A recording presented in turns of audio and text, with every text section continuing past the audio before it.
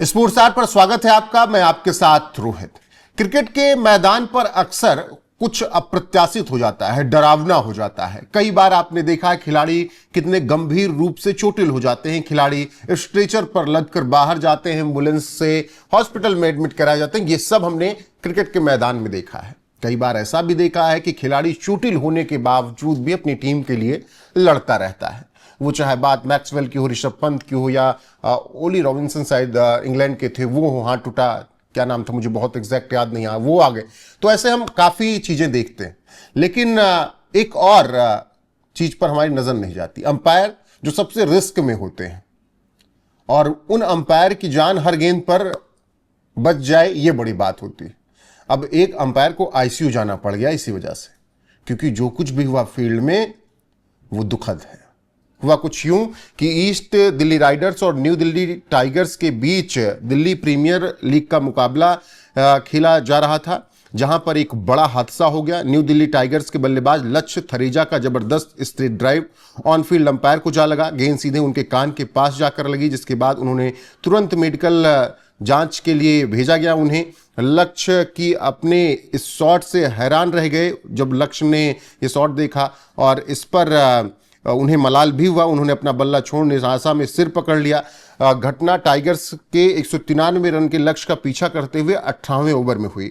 लक्ष्य थरेजा ने पिच पर आगे बढ़कर लेफ्ट आर्म स्पिनर आशीष मीना की गेंद पर जोरदार स्ट्रेट ड्राइव लगाया। गेंद तेजी से बॉलर के पास से गुजरी और बॉलर से उसे छू भी नहीं पाया। गेंद अंपायर सीधे जो धर्मेश भारद्वाज थे उनके चेहरे के दाहिनी ओर जाकर लगी। उन्होंने झुककर बचने की कोशिश की, मगर समय रहते गेंद के रास्ते से हट नहीं पाए। रिपोर्ट्स के मुताबिक भारद्वाज को आईसीयू में भर्ती कराया गया, जहां डॉक्टरों ने उनकी चोट की जांच की है। डीपीएल 2026 में अंपायरिंग के दौरान भारद्वाज को चोट लगने का यह पहला मामला नहीं है। इससे पहले लीग स्टेज में भी एक स्ट्रेट ड्राइव से उनके कंधे पर चोट लगी थी। वहीं ईस्ट दिल्ली राइडर ने पहले बल्लेबाजी करते हुए 20 ओवर में 192 रन बनाए थे 7 विकेट के नुकसान पर।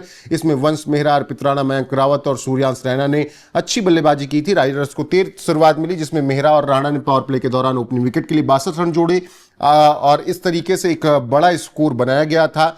और ऐसे में जब लक्ष्य का पीछा करने न्यू दिल्ली टाइगर्स और इनके बीच मुकाबला हुआ और ऋषभ सबसे अच्छे बॉलिंग करते हुए नजर आए, तो अब ऐसे में मुकाबला तो हो गया, मुकाबले में तो टीमों को रिजल्ट मिल गया, लेकिन जो सबसे बड़ी खबर रही कि अंपायर को चोट लग गई, और इतनी भयंकर चोट कि आईसीयू में उन्हें एडमिट कराया गया। और इस सीजन में दूसरी बार भारद्वाज साहब को ये चोट लगी है, और अब मेडिकल रिपोर्ट उनकी क्या आती आगे हम आपको बताएंगे। लेकिन मैदान पर ऐसे कई बार अप्रत्याशित घटनाएं हो जाती हैं जो चौंका देती हैं, जो हैरान कर देती हैं, जो परेशान कर देती हैं। याद होगा आपको बहुत कि जब महेंद्र सिंह धोनी खेलते थे तो ये बात हमेशा कही जाती थी कि भाई अगर बॉलर को भी समझाया जाता, मुझे अभी तक याद है अंपायर ने मकई को समझाया था ऑस्ट्रेलिया के कि धोनी ने शॉट खेला, मकई पैर लगा रहे थे, तो अंपायर ने समझाया दोबारा ऐसा मत करना, पैर टूट जाएगा, गेंद जाने दो। तो ये शॉट्स होते हैं जो कि कुछ प्लेयर्स खेलते हैं तो उनके आगे आने का नहीं।